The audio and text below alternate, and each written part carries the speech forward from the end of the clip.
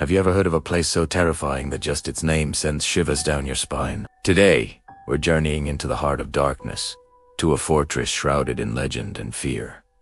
The castle of Elizabeth Bath. Forget what you think you know, because the truth is far more chilling than any fairy tale.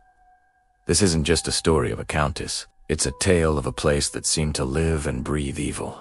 Imagine a colossal structure of cold, gray stone, rising like a jagged tooth against the stormy Hungarian sky. Cactus Castle. To the villagers below, it wasn't a home. It was a tomb.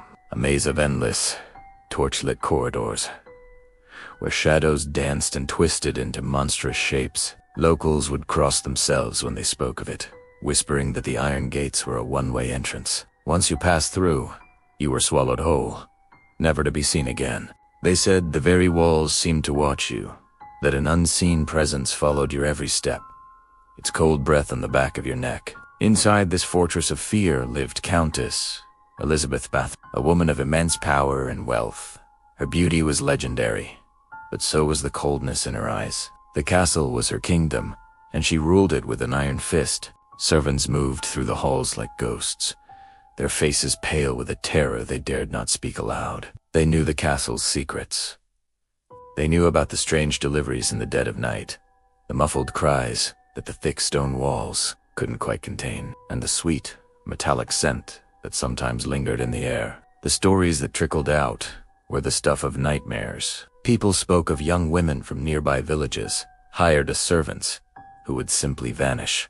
One day they were there, scrubbing floors or tending to the countess, and the next, they were gone. No goodbyes, no letters home, just an empty space where a life used to be. When families came asking, they were turned away with cold indifference or vague excuses.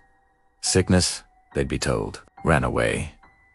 But the villagers knew better. They could feel the darkness emanating from the castle, a growing dread that poisoned the very air they breathed. One bitter winter night, a young servant girl, let's call her Ilona, was hurrying through a deserted wing of the castle. The wind howled outside, rattling the window panes like skeletal fingers.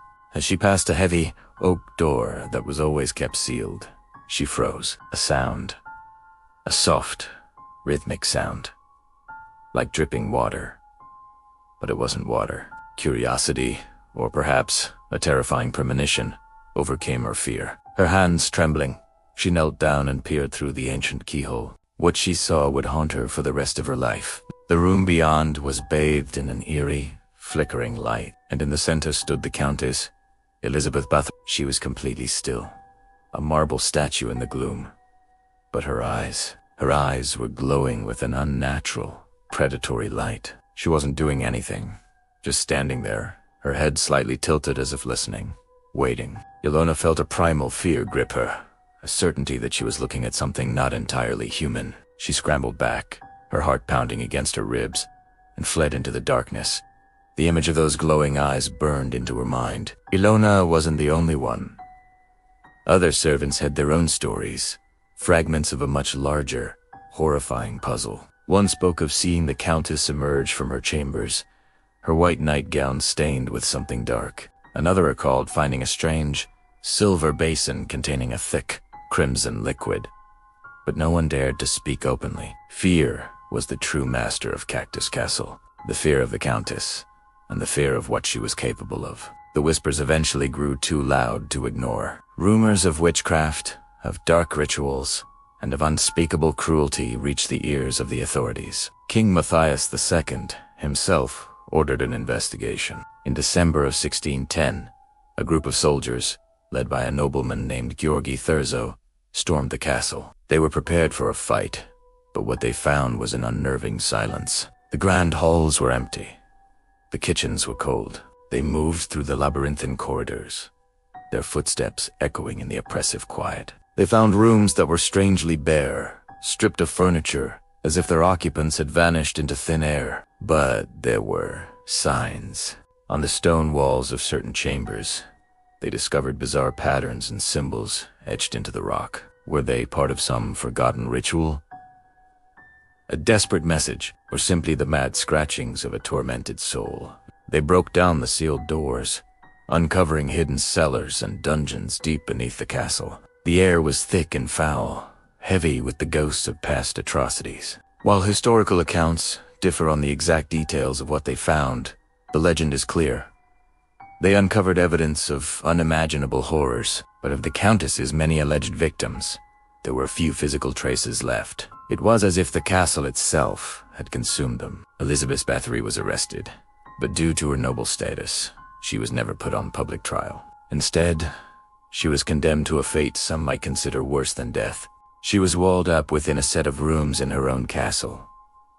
Her prison was her home. Masons bricked up the windows and doors, leaving only a small slit through which food and water could be passed. The woman who once ruled a fortress of fear was now its most famous prisoner, entombed alive within its cold stone walls. She lived like that for 4 years, alone in the darkness with nothing but her thoughts and the ghosts of her past. Then, one day, the guards found her lifeless.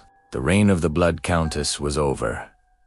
But was it? The castle was abandoned, left to crumble and decay. Yet, the stories didn't stop.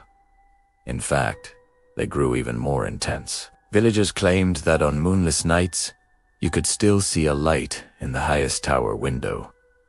A single, flickering candle, and sometimes a silhouette would pass in front of it. A tall, slender figure, moving slowly, gracefully, as if inspecting her domain. Travelers who dared to camp near the ruins reported hearing strange sounds carried on the wind. A woman's voice, faint but clear, whispering a single, chilling phrase over and over again.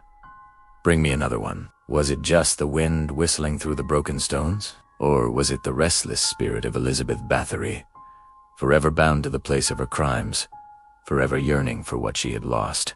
The legend of Cactus Castle serves as a terrifying reminder that some places are soaked in tragedy and evil. The stone and mortar absorb the pain and fear of those who suffered there, and that energy lingers long after the people are gone. The castle of Elizabeth Bathory isn't just a historical site. It's a monument to the darkness that can lurk within the human heart, a story that continues to haunt us centuries later. What do you